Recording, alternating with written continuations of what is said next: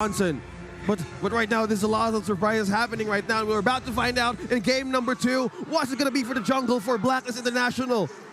Could be the S-Man, but it looks like it's going to be the Guinevere, right? What will it be? Yeah, it's the Guinevere. Guinevere. Jungle. Tag jungle. Not only that, but it also has Echo taking 3 Purifies. And oh yeah, that forced them to pick up the Purified. The crowd control that they have. This is a lineup for Blacklist International that can scale quickly.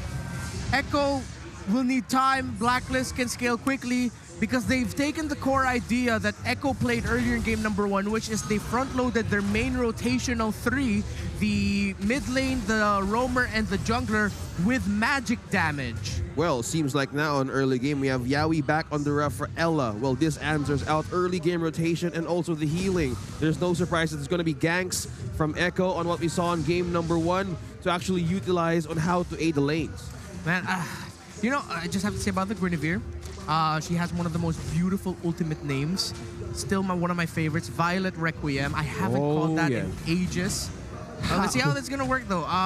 Missing those knockups, and in terms of the knockups, you only really have one main source. That is the Guinevere. So it'll be the spatial migration like that will really help set things up for Wise himself. Wow, this is just something new for MPL season. I would expect Guinevere to show up. And they're just going to do wonders if they execute this properly. Well, again, I think this is just a crucial thing to have is, you know, these kind of niche or pocket picks, surprise picks, it really can throw off a team, you know, that doesn't expect these things. And a lot of times people have been saying, hey, man, Blacklist International, you're still playing the old meta. Some of your picks, you know, you need to change it. Well, Game 1, Game 2, they've changed it. So hopefully the fans out there are happy about it. They're seeing some changes here, some variety. But again, Carl TZ just going to go ahead and take this first turtle of the game. It will be relatively free jungle turtles, rather, for Carl TZ. Because right now, it's a double gold lane start for Blacklist International. It's also forcing Yawi back into the gold lane to help out Benny Cutie. So Blacklist might take a while before they contest the turtles, but let's see. Oh, look at that. Haji's throwing down some feather airstrikes, clearing up the lanes. Also, there's no actions happening. Okay, we're seeing a different route here. Different Echo. game, yeah. Different game. I mean, at this point, last game, we had how many kills? I think it was almost like 7 kills. Yeah. At that point, it was a lot of back and forth. And yeah, I think the biggest thing here is how does this jungle Guinevere pair up against those objective fights? Carl TZ was looking to try to get a kill there. Didn't have the lethal counter available, though. Now, it's a big question here on how to answer, but we're looking at the XP lane. It's still the eternal battle, but now we're about to see something, same as the heat battle in game number 1. Haji supplementing the gold lane. Yeah. And one of the biggest things for Blacklist International is Wise can really just use the Violet Requiem during objective team fights and be able to easily retribution away. Again, Guinevere is immune to control effects when she is using her ultimate, so it's gonna be somewhat even, I guess, or in terms of being able to safely take away objectives, Wise will have that. But the lethal counter plus retribution combo of the Bomber is still incredibly deadly. Yeah. Speaking of a here combo, already. now top lane is being the priority here of these two teams. Will it be Oheb for a target of Carl TZ or even Yawi? So there's a lot of things they're being cautious about. So not getting into pickoffs, even on the objective. So okay, it's all about enablement now for these two teams. Yeah, now in a couple seconds we have what we've been kind of talking about here. How are these objectives going to play out? How will that contest come out for Wise? But already Edward getting about half health here. Wise going to jump in. It tries to get out. Whoa. They're chasing him down, though. Not going to be enough. It's Yawi that gets the first blood here. Feather airstrike committed, but that's just going to be the second turtle of the game going in the hands of Echo. Yeah, and Echo, they might be more aggressive. Like, they'll play this aggression, really. They have the lineup for it, but the sacrifice for it is, yeah, they're giving a little bit more progress to Oheb and Oh My Venus. But Echo and Benny Cutie especially handled that rotation well, because even though they had to leave Oheb and Oh My Venus to be able to freely farm, they weren't able to farm a lot. Well, speaking of farming a lot, we're seeing how Blacklist International is grouping up to aid OHEB as well, because this time it's always about how Yawi rotates and how they can get that regen in all forms, because one problem also is Haji is keeps on bursting resources on game number 1, and they don't want that to happen again. What I'm wondering too is with that Guinevere pick, and then you're playing against 3 Purifies, how hard is it going to be to actually get the combination off that you need to with the knockup and everything else? Because in a way, is it like Atlas, Renmar? I mean, that's a big question. That was even a key to victory, not letting Yawi get the Atlas. But, when Wise has something like this, is it going to be able to be utilized the way they want to? But there you go. Wise taking quite a bit of damage already. And both teams just going back and forth. Back to the question. Yeah, what I'm waiting for right now to see is the item build that Wise is going to go for. Is he going to go full tank? Is he full magic here? Is going to be surprising for me. They're going to be lacking on that sustainability. Or is he going to go for a hybrid build? Let's see. Oh, there. It's like someone hurt me. Oh, there we go. So it's going to be a full tank Guinevere, it seems like. Molten Essence and Guardian Helmet is the next item there.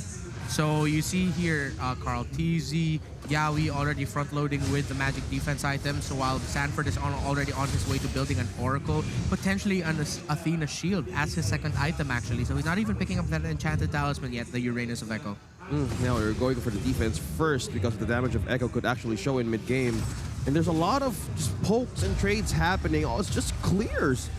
Okay, this is a different approach for Blacklist and Echo. But one thing also that they wanted to secure here, maybe for Blacklist, they need items to get through the damage and the defense that they can get for Echo. It's a tower destroyed by OHEB up top.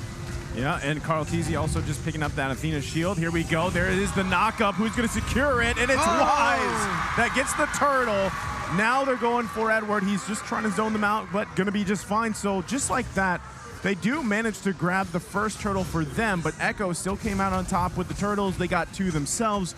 That gold lead, very minor here, though, for Blacklist International. Yeah, and it looked like that was a gamble by Echo, because with how they rotated Benny Cutie off of the gold lane to leave OHEB alone, they front-loaded their resources to be able to secure that turtle. But since Wise was able to secure that turtle, Echo had to make for that move in the bottom lane tower. So at least they got a bit back, but it's still a...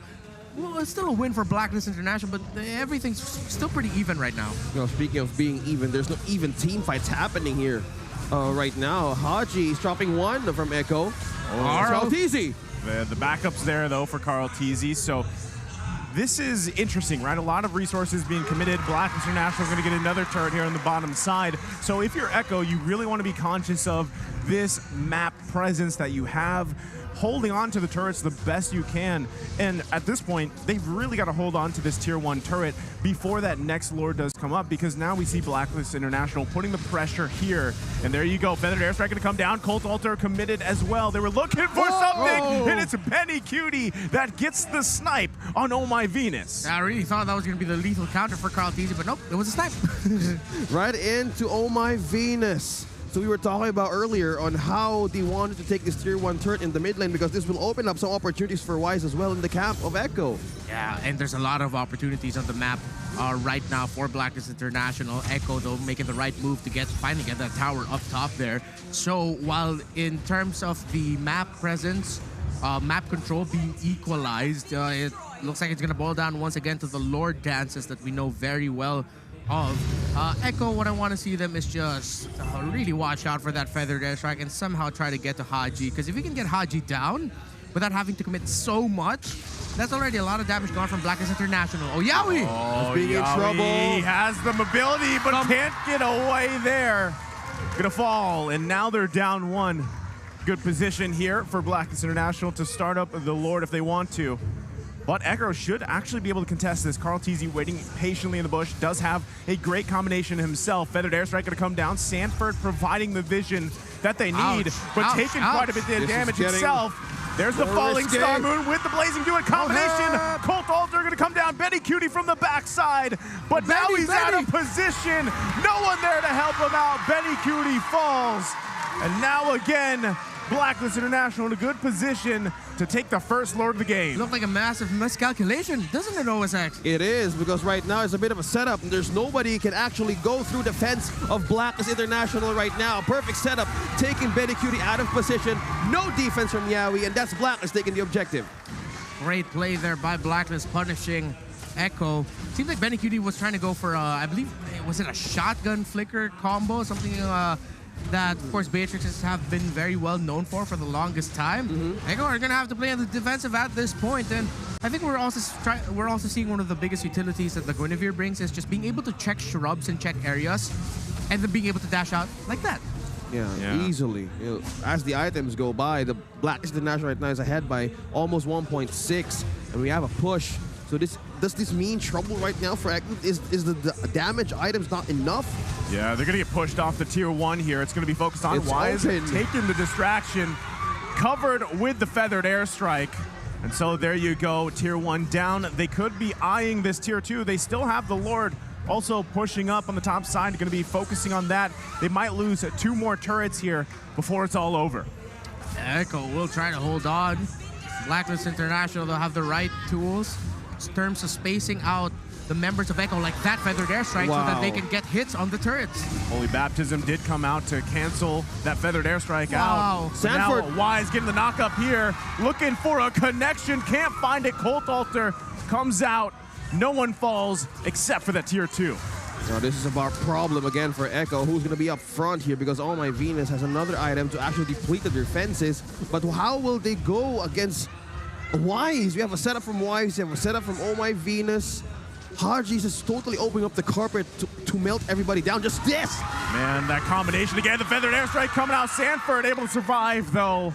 And that's the thing. You got to watch out for the combination between Oh My Venus and Haji. Haji doesn't even have any kills, but what he's doing is pumping out the damage, and that's what's scary for Echo here. They need an answer, like you mentioned earlier, OSX, to get to Haji, and also counterplay around the Blazing Duet combination coming up. The thing is, who's going to do that, Renmar? Who's going to be? The biggest thing right now is that Blacklist International drafted a lineup set up for their farm. That works. Whoa, yep. Okay. For their Farsa. It's a lineup completely set up for the Farsa right now. Echo, let's see if they can enter here. They're still going in. Haji going to back off here. Colt Alter was committed. Now the eye set on Wise. Falling Star Moon going to come out from Edward, trying to peel. Can they convert this one? Sanji going forward, but ultimately going to be back off here. Wise now he's quite tanky on this Guinevere, but this could possibly be a tier 1 for Echo. They're going to gain some control here on the map.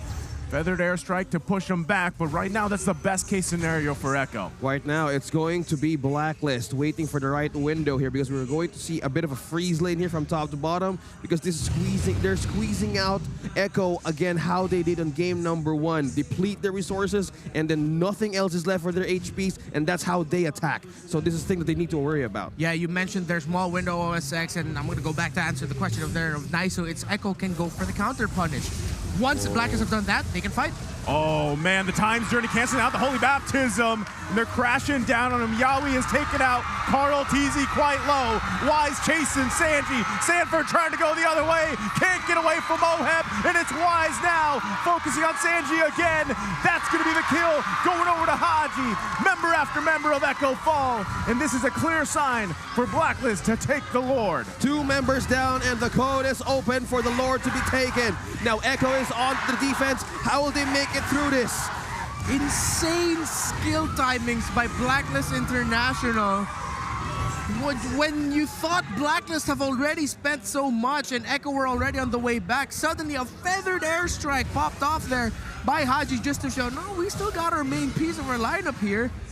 Insane movements right now. Look at Haji.